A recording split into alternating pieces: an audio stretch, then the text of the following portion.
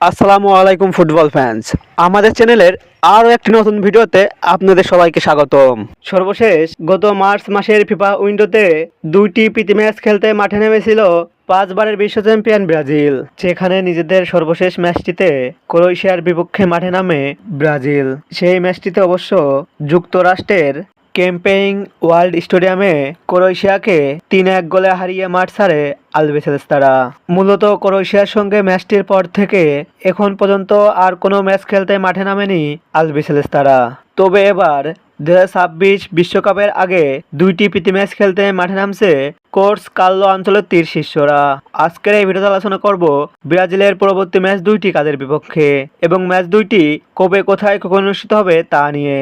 মূল ভিডিওটি শুরু করার আগে আপনি আমাদের চ্যানেলে প্রথমবার এসে থাকলে চ্যানেলটি সাবস্ক্রাইব করে পাশেই থাকুন।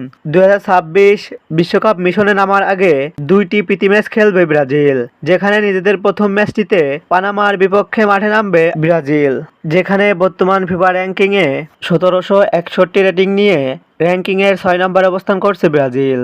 অপরদিকে 1540 রেটিং নিয়ে র্যাঙ্কিংয়ের 33 নম্বরে অবস্থান করছে পানামা। তাই বর্তমান ফিফা র্যাঙ্কিংয়ের দিক দিয়ে পানামার থেকে 27 ধাপ এগিয়ে রয়েছে ব্রাজিল। ব্রাজিল বনাম পানামার মধ্যকার প্রথম এই প্রীতি ম্যাচটি খেলা হবে ব্রাজিলের বিখ্যাত মারাকানা স্টেডিয়ামে এবং এই ম্যাচটি অনুষ্ঠিত হবে বাংলাদেশ সময় অনুযায়ী আগামী 1 জুন সোমবার রাত 2টায়। এরপর নিজেদের শেষ প্রীতি ম্যাচটিতে মিশরের বিপক্ষে মাঠে নামবে ব্রাজিল, যেখানে বর্তমান ফিফা র্যাঙ্কিংয়ে 1563 রেটিং নিয়ে র্যাঙ্কিংয়ের 29 নম্বর অবস্থান করছে মিশর।